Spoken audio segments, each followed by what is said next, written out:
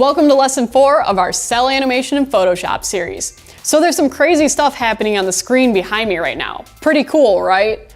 Some of you may notice that the robot looks familiar, and that's because for this lesson, our buddy Rich Nosworthy helped us out by providing us with some really awesome footage to animate over. Here's what the raw animation looks like that Rich gave us. Animating in a 3D app like Cinema 4D and then drawing over it is a great way to save a ton of time. And make sure you like the animation before you spend hours drawing.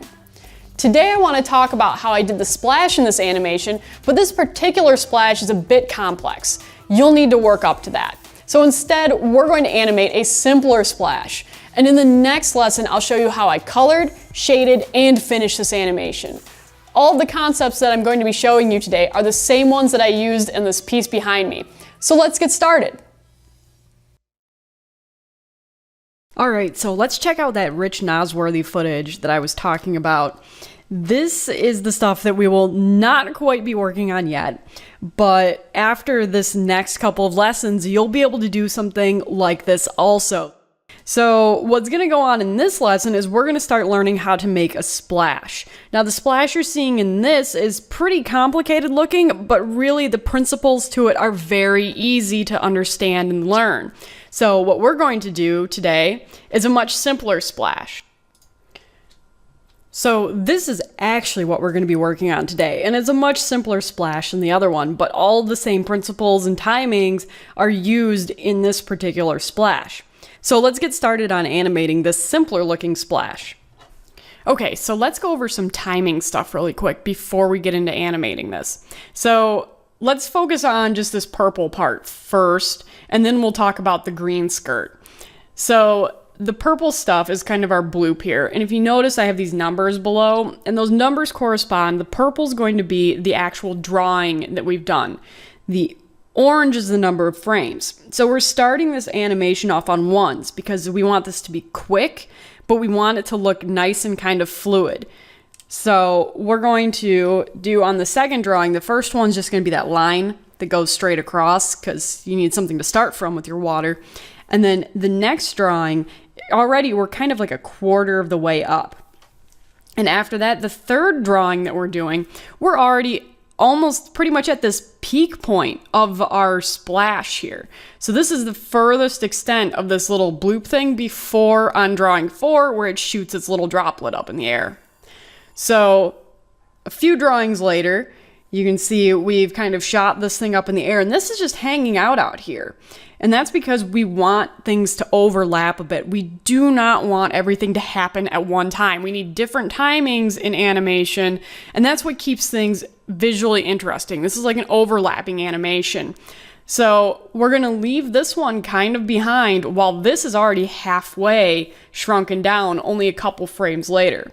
Now, if you notice, these orange numbers are now doubles. That's because we're switching from 1 frame exposures to 2 frame exposures in here. And that's just to keep our drawing workload down. It still looks as nice. If you wanted to go even more fluid and smooth, you could keep this on all ones. But it's not entirely necessary to do so. So you can see a few more frames later, this guy's still hanging out here on this 10th drawing. And that's just because it's slowly falling back down. It'll gain speed now because if you see on drawing 12, it's hit this kind of splash point and it shot another little droplet up that's going to hang out and just repeat that same action that we had here. And by drawing 17 or frame number 29, roughly somewhere around there, this isn't an exact precise science, but kind of in that range, we'll be back to just this flat water again. So with the skirt, you notice it's much faster. And that's because we really want this to be an accent to just give this that extra force. So what's happening here is drawing 2, it's just kind of about the same size there. And drawings 3 and 4, it's pretty much at its highest extent there. And you can see we've got these little tears in the water. And that's because we're going to break this water apart here. So you can see on drawing number 7, this stuff's like pretty broken apart, and I'll show you guys how to kind of, create a line here and have this stuff fall back down, and these things are going to just shoot out and then they're going to disappear. Now, if you notice, there's kind of like an arc to this. There's like an arc of travel, and we're going to go over that too. So those are the basics that you need to know about the splash and some of the timing. Now let's actually get in and draw this splash out. Okay, so let's get started on this animation. So now the first thing that we're going to do is we're going to go in and we're going to make sort of a rough animation here. And I'm just choosing I have this animator's pencil by Kyle T. Webster. If you haven't checked out his brushes, we're actually going to be using those quite a bit in this particular tutorial. So I have his animator's pencil equipped, and we're also going to be using his watercolors right now. So we'll link to that in the show notes. These brushes are absolutely amazing. Highly recommend that you get them. And I think it's like $12 for everything that I use in this particular tutorial. I mean, look at all these watercolor brushes that you get for like $9. It's absolutely amazing. So I'm going to be using this animator's pencil here, and I have it set down to like a 3-point, I think. So it's quite thin, and I can kind of go light, and it's quite responsive pressure sensitivity wise. So let's get started with this. And what we're going to do is we'll make our first 1-frame exposure. And for our rough animation, it's kind of like a pseudo animatic. It's just going to be something quick that we do so that we can go in and still like mess around with the timing and make sure that everything lines up without spending a whole lot of time worrying about the details and exactly, getting this perfect. So I'm going to give myself some guides here. I'm going to say that's my water line. And then I'm just kind of going to keep this pretty square in the page. So this will be like my working space is within these lines here. So let's do our first frame here. And as we said before, that first frame is actually just going to be that line that goes straight across here to start with. So let's add our next frame. And this was the frame where we're already kind of a quarter of the way up. So let's come in and just quickly sketch in that splash at its, almost 1/4, third maybe way up. And we just go like that. So real quick and easy. And now we'll make our next frame. And we're going to turn our onion skins on at this point because that's very helpful. And just kind of check your settings. So I'm going to do 1 frame before, 1 frame after. And I think I will go up to, I'm going to try smoothing this just a little bit more this time. And I will add a frame here, and this is going to be kind of another one of those intermediate frames. And again, I'm just working quite quickly. This doesn't have to be absolutely perfect. Water has nice, organic variations to it. So don't worry too much about if things are a little wobbly and imperfect as you're drawing. You actually want that to get the water to look pretty natural. So let's make 1 more frame here. And this will be our topmost point. So we almost kind of gave it a little bit of an ease this time. It's easing in. And we'll just stretch this guy down really quick. So this one might be a little taller than the one in the example, but that's okay. When you're drawing and doing this kind of stuff, that's the nice thing about it, is you do get some freedom to experiment and play. All right, so we know on the next frame, that's where we're going to release that drop. So the drop is going to shoot out. So here's our little droplet. And we'll just start kind of pulling this back in. So this is going to go about roughly 1/4-ish the distance down at this point. So here's the top of it for this main body. And this guy is going to hang out on top. But we want to give it a little bit of overshoot. Even though it's only a frame or 2, it just adds a little more impact. So we're just going to kind of bring this guy up a little. And then we'll add another 2-frame exposure. So this time we want this to be half its height. So we're just going to cut this right here. And this guy is just going to hang out still up at the top. So this will be our start of our ease. You can see it did its little overshoot. And we'll add a new 2-frame exposure. And again, this is going to be half its height. Feel free to, kind of come in, and if you need to erase something really quick because you don't want to get distracted by it later. I tend to not do a lot of erasing when I'm doing these quick drawings because it won't matter too much later. All right, now on this, we're going to have it start to descend. So we will just come in and kind of sketch that like so. and another 2-frame exposure. And this time, again, I bet you can guess this is going to be half its height. So we'll just kind of give it a bump there, right? And this guy is going to start falling at a faster pace now. So we're going to come in and just make this go a little more of the distance. And we're going to have this finish out in the next 3 frames here. So we're going to go once, we're going to go here for 2, and then we're going to have 1 more frame right about here, just before it hits. So let's go another frame exposure, and this is where we're going to want this drop now. So it's falling much, much faster. And again, this is going to be, you guessed it, half its height. And on the next frame, to finish this out, we're going to throw this right here. Now, the reason that we're putting this here is because once we actually come in and make this hit on the next frame, your eye is going to see this here. It gives it enough information to translate it from this position into the next position, which we're going to draw, which is going to be this splash here. So what we're going to do is we're just going to come in and kind of give this a nice quick splash. It doesn't have to be real high yet. Just something, there we go. So just really quick, sketch that in, just get the gesture of the splash going. It doesn't have to have all those nice curves to it yet or anything like that. This is just an indication. And again, you can erase little bits that kind of come off and might bother you later. So here's our splash gesture this time. And this is going to be quick. So we're only going to complete the splash in about, we'll say 4 drawings. So we're going to come in and we're going to give this even more height. And remember, this isn't the skirt. This is just the sploosh from that little droplet falling in. We aren't working on the skirt yet because we just want to focus on this portion of the animation.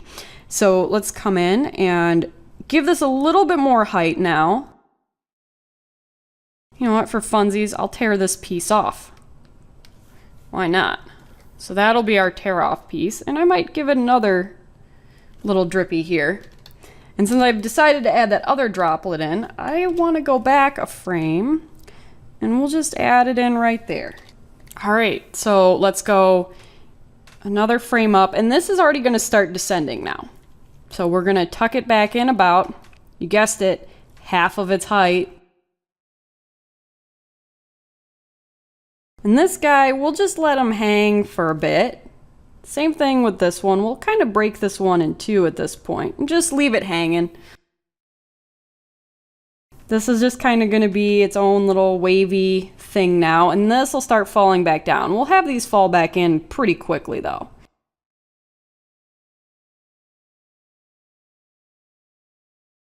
We'll have him fall about there. And another 2-frame exposure here, and we'll have this one as if it's hit already.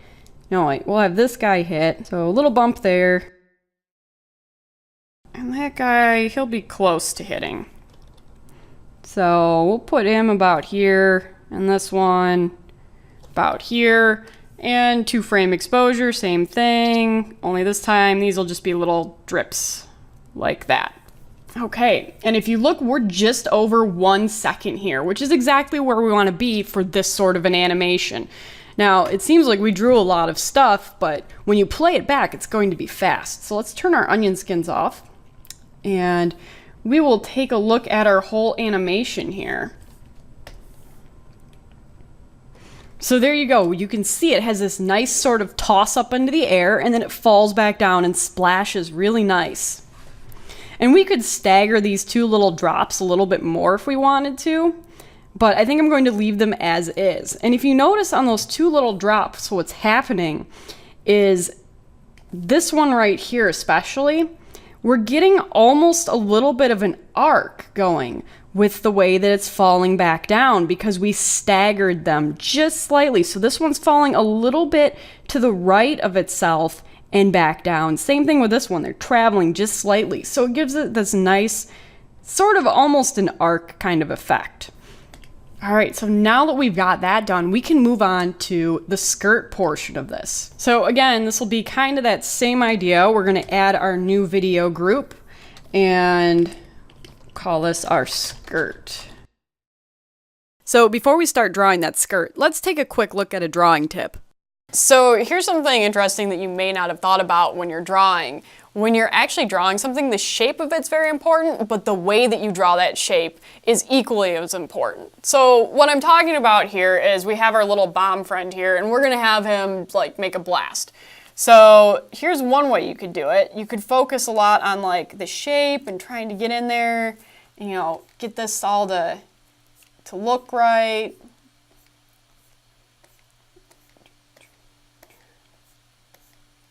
Right, and that's like a representation of how a blast looks, but if you actually just draw and think about the force and the direction of travel of that force, you'll notice a big difference in how your lines are going to look. And also look at how much faster I can just gesture in that movement.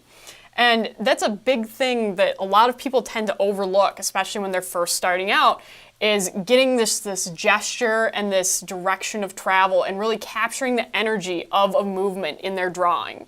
So think about that the next time that you're actually working on drawing something, especially something like a splash or a bomb blast that has a lot of energy and force behind it. All right, so let's get started on that secondary splash now. And on this, obviously we're not going to start here, we're going to start here. So again, we are just going to come in and really quickly just gesture in the splash here. You know, figure out how high roughly you want it to be. Get that curve, it kind of curves in down here. And then just really try and capture the energy of this water as it's moving up and out. You want to kind of point these in the direction of travel to really capture that energy. And you can have them kind of, you know, be a bit pokey here and there and come up and, you know, like curve a little, however you want to do it. Just go really quick though. The faster you go and the less that you think about this stuff, the better off you're probably going to be when you're trying to capture these initial gestures. So if you've ever taken a figure drawing class, you're probably sort of familiar with gesture drawing, and all of it's done really quick. It's timed. You might have like 15 seconds to capture the whole essence of a figure, and that's essentially what we're doing here. This is the animation version of that. So let's go and add our next one frame exposure. Make sure our onion skins are on, and we're just going to come in and do the same thing with that skirt real quick again, just capturing that energy. So there we go. And then we'll add another frame exposure. We actually need it to be a 1. I accidentally added a 2. You're going to want to watch your chart up here as you're going through this to see what your timings look like. So we're still just going to stay on our 1s. And this time it's not going to grow quite as much. Just a little more. And we're actually going to start tearing the water at this point. So we're just going to add these little rips at the bottom. And we'll add a couple of them kind of in this intermediate range here, where these bigger pieces of water are. And again, this is all kind of subjective. It just depends on where you want to put this stuff at this point. So it looks like we've got one more one frame exposure to go. So again, we'll just kind of give it a little bit more. I'm going to dip this in a bit this time, as if it's pulling some of this water away from the middle. Not a whole lot of growth here, just a slight amount. We'll increase the size on these rips a little. Same thing at the base. Might add a little bit more there now.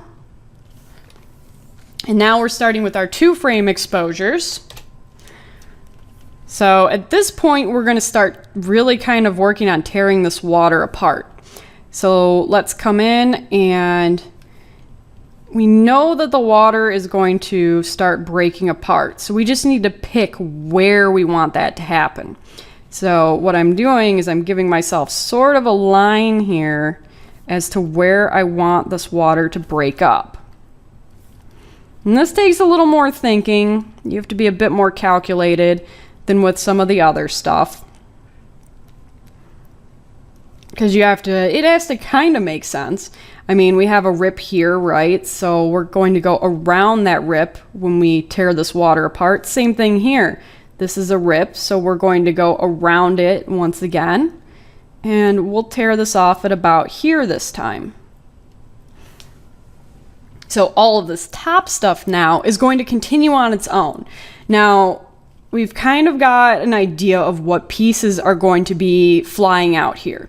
So let's kind of just sketch these in. So we know this guy, maybe we'll make that kind of a bigger piece. And get that to go like that. And I'll give this kind of a stringier side piece for fun. Maybe a little bit of something there. And on the side, we're going to do that same sort of deal. So each of these pieces is going to be a little bit more to keep track of, but it's actually not that bad once you get going with this.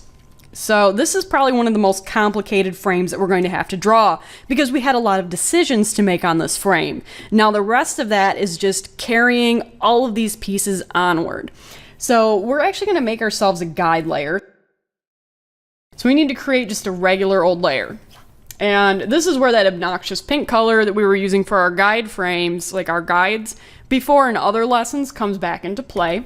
We're going to grab that pink color, and what we're doing this time is this stuff that's at the bottom is going to recede back down now. So this is going to fall back, and these are going to continue onward, and they're going to eventually disappear. Now, one of the important principles of animation is actually arcs.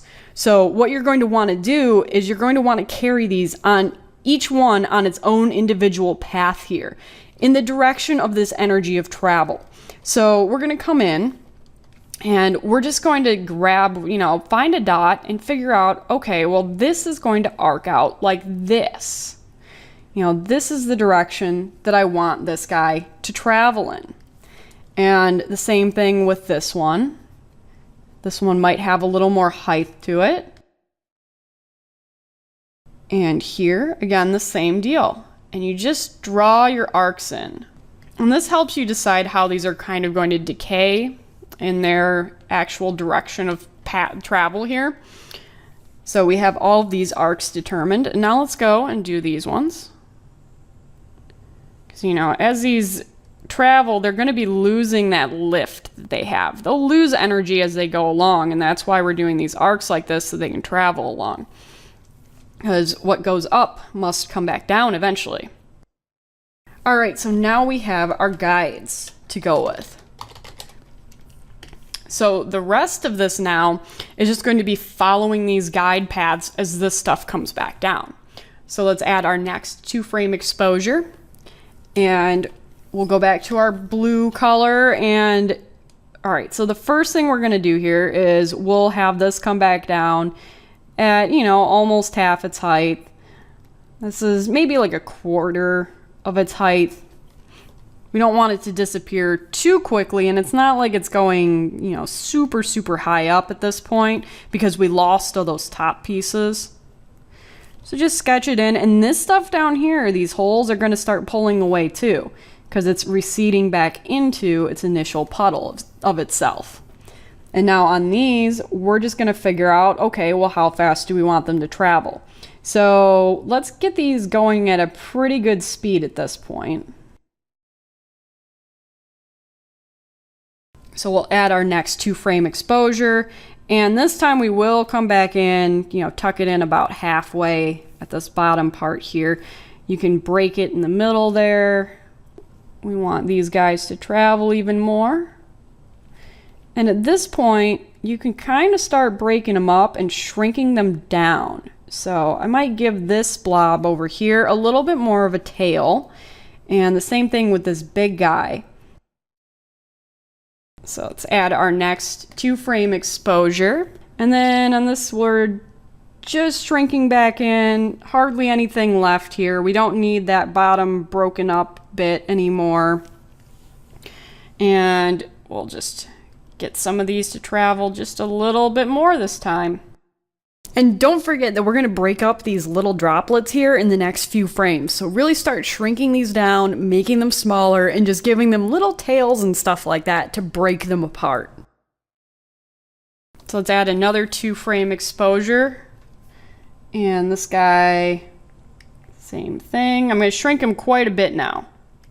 I want these to really start losing their mass. And little guy is just kind of going to peek out here.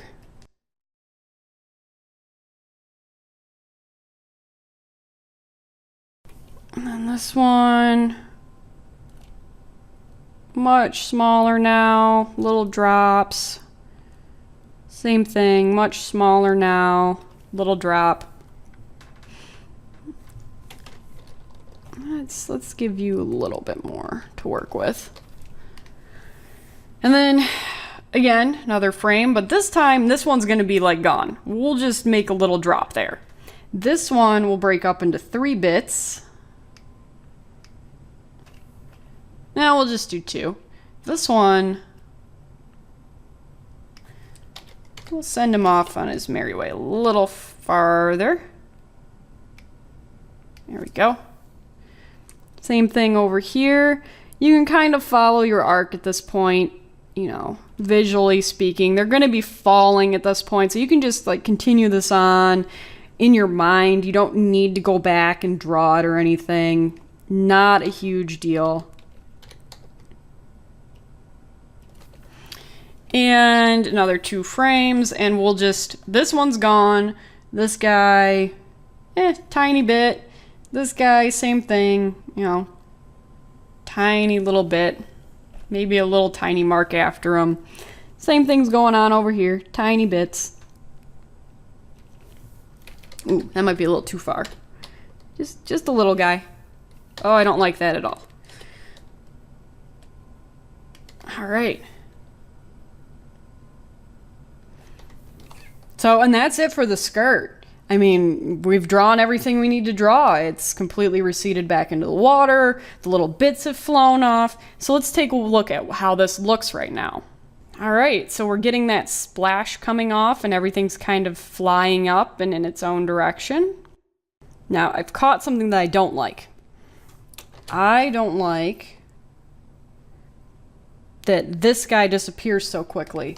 Either A, I forgot to draw it, because that sometimes happens when you're taking, you know, kind of going through a lot of information, or maybe I thought deliberately that I wanted to do that, but I've decided that I don't. I don't like that it's just kind of popping off there. So easy fix, right? You just go up to the next frame exposure, you turn your onion skins on, and you just give it another drawing here. So this is the part where you get to be picky and decide exactly if you need to drop something or add something, change something around. And that's why we did this so quickly with the rough. That way, when we decide that, oh, I don't like this frame anymore, I don't like how far that's traveling, or whatever it might be, you can come in and just iterate really quickly and change things without worrying about having to go back and fixing all this nice clean line work that you would do after this. All right, so I would say we've got ourselves a pretty good looking splash at this point. So now what we're going to want to do is we're going to want to come in and do our clean line on this. All right, so let's go in and start cleaning stuff up. So we're going to focus specifically just on the blob part first, again, because we don't want to overwhelm ourselves by trying to do too much at once. I am going to stick with my animator's pencil on this. And all we're going to do is just make our new video layer, or new video group. I always want to call it a video layer, but it's a video group. Okay, so let's talk about this clean line here really quick. Basically what you're doing is exactly that. You're making clean line work to go off of for your coloring. So even if you're going to come back in and ink it one more time as an outline, you want to clean everything up first, just as kind of a final pass to make sure everything's looking correct. You might have noticed that I'm colorizing the rough outline group so that I can see it better. This is just a quick way for me to be able to see what I'm drawing without needing to change the color of the brush. Now you can see one more thing that I'm doing here as I'm doing this clean line is I'm going in and I'm refining the way that this blob that's hanging in the air looks. I'm giving it sort of a different shift in mass. So that way when it hits that top peak, it's kind of rounded at the top, and then it'll shift back down, and then it'll be rounded at the bottom to give it more of a sense of weight as it's kind of going up, hitting that top point, and then flipping back down, and you know, the mass is carrying it downward now. So that's this kind of stuff that you want to do when you're doing the clean line, is getting those types of details worked out and completely locked in before you do your final line work.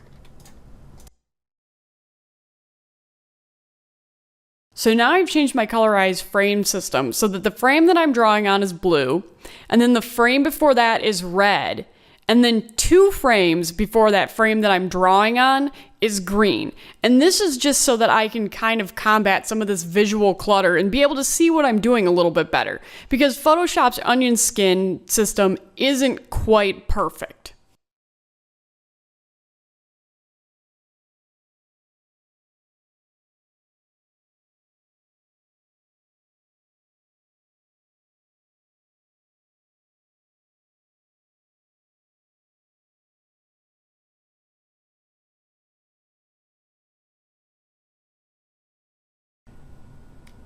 Alright, so once you have that done, you can turn your rough line off, and we can turn off our onion skins, and we can just kind of come back through, make sure there's nothing that needs to be super tightened up or anything that looks very strange or super jarring.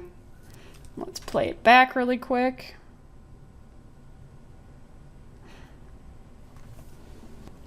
Alright, and for a splash on mostly 2s, that's looking pretty nice.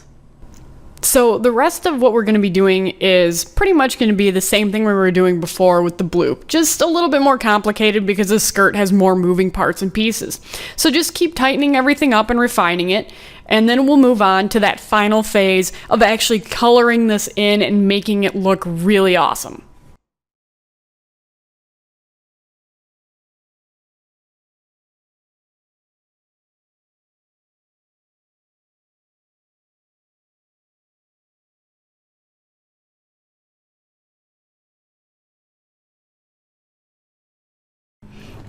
So, interesting thing Photoshop does, if you move any of these layers around, everything kind of shows up like this, and it looks like it's freaking out, but you don't have to worry. All you do is hit the space bar, it plays back normally, for the most part. Sometimes you might have a little glitch there, and you just have to turn things on and off, or... See, that took care of it. All I had to do was kind of scrub around.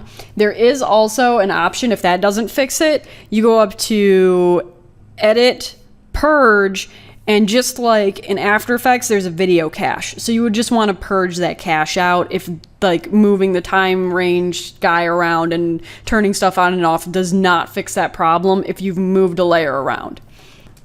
All right, so there's our splash.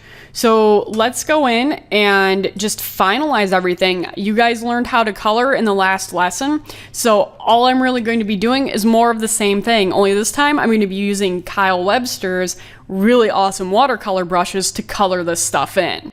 So what I'm doing here is actually just kind of more of the same stuff. Like we learned before, I'm just tracing over that clean line with the fine detail watercolor brush, which adds a really nice effect.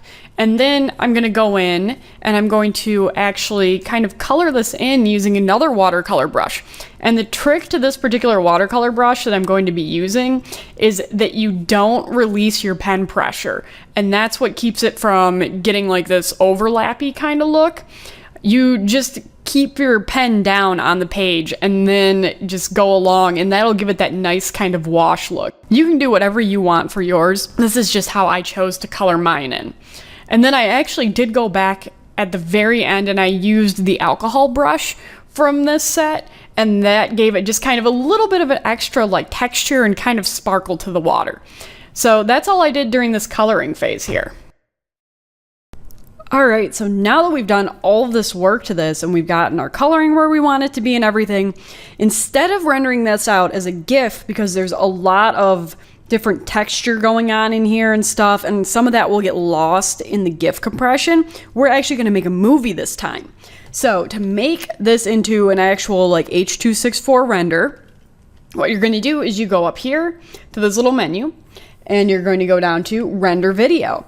And all you have to do is name it. You select the folder that you want it to go into. You can create a new subfolder if you wanted to.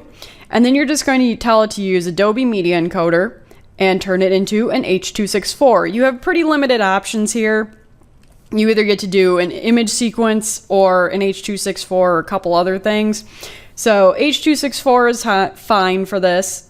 You want high quality, you can change your document size. Don't mess around with the frame rate if you don't have to. And then you just specify what range of this you want to be rendered out. So that's it. You just hit the render button. You'll see the little spinning wheel, and it doesn't really always pop up a dialog box. So just assume that when the little wheel goes away, it's actually done rendering. So that's all you need to do to get your video out of Photoshop. So let's take a quick look at this Rich Nosworthy footage one more time and see how our little splash translates to this big one. So if you look at it, all of the principles are still there. Sort of like how we have that big column of water coming out, that's almost like that purple bloop where it's like that primary portion. And then if you go along, you'll see these little tear-off pieces. And those are almost like that skirt that we had in that smaller splash that we just animated. And then if you keep going along, even though we have this water kind of going off screen and falling back down, once again, same kind of principles at play here. We have the water coming up and then breaking apart and all of these little pieces flying off in arcs. So you can see the similarities between the two. This is just a different splash at a much grander scale. Hey there, you survived, and now that you've completed that splash, show it off. We want to see your splash, so tweet us at School of Motion with the hashtag SOMSplash, and let us see what you've got. Make sure you sign up for a free student account so that you can access the project files from this lesson and from other lessons on the site. And you'll also get a couple of other cool perks, like weekly MoGraph updates and exclusive discounts. We've got one more lesson in store for you guys, so I'll see you next time.